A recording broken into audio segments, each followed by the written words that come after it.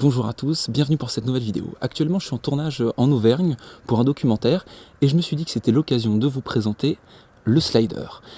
Pour ce tournage on a pris un slider qui est vraiment pas cher, il coûte 60 ou 70 € grand maximum sur Amazon et je me suis dit que c'était l'occasion de vous montrer 2-3 petites astuces pour pouvoir faire des images le plus professionnel possible et le plus joli possible malgré quelque chose qui soit bas de gamme ou en tout cas entrée de gamme.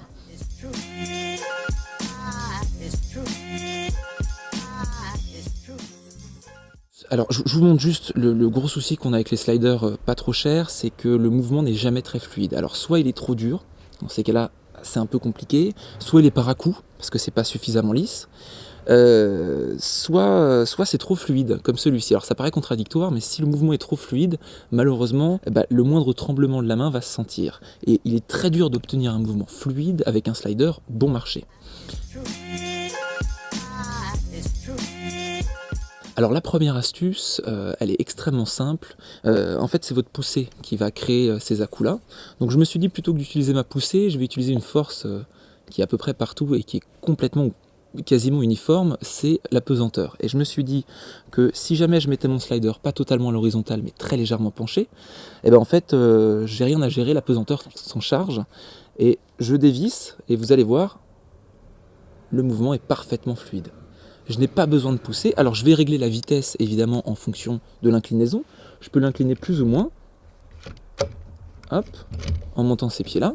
Et une fois que j'ai géré l'inclinaison, eh bien, ça va aller plus ou moins vite, de façon totalement fluide. Alors j'ai aussi placé la semelle de la caméra dans le mauvais sens, de façon à pouvoir gérer l'inclinaison, non pas d'avant en arrière, je vous le montre, non pas d'avant en arrière, mais sur les côtés, pour pouvoir rattraper l'inclinaison que j'ai créée avec mon slider. Alors deuxième astuce, il suffit de faire un ralenti. Plus votre mouvement va être ralenti, et moins vous allez voir les à-coups, et moins vous allez voir les petits soubresauts qu'il pourrait y avoir en fonction de l'environnement où vous tournez. Donc là, je tourne 50 images par seconde, je le diffuse ensuite en 25 images par seconde, ça crée un très léger ralenti, et il n'y a plus aucune secousse de visible.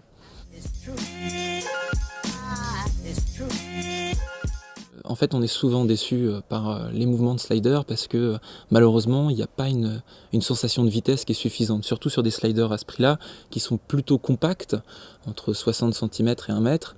Et dans ces cas-là, si vous filmez un paysage, vous êtes souvent, ou on va dire un paysage ou un grand espace, vous êtes souvent déçu parce que le mouvement paraît beaucoup trop lent par rapport à ce que vous souhaitez. Et en fait, la petite astuce, c'est juste de placer quelque chose au premier plan, qui va donc se déplacer très vite, et vous allez d'un seul coup avoir une sensation de vitesse qui est énorme. Alors voilà, avec ces 3 petites astuces, vous pouvez créer des mouvements de slider avec un visuel très professionnel, malgré le prix que vous mettez dedans. Il y a sûrement d'autres astuces, n'hésitez pas, soyez le plus créatif possible, il y a plein de choses à faire, plein de façons de s'amuser avec ce genre de matériel. Je vous laisse, il est l'heure d'aller se coucher, et puis demain matin, réveil à 5 h, donc on va y aller. Je vous souhaite à tous une très bonne semaine, je vous souhaite plein de belles choses. Je vous dis à mercredi prochain, et n'oubliez pas, ne vous imposez pas de limites, pas de contraintes, pas d'excuses, soyez créatifs. Alors à bientôt.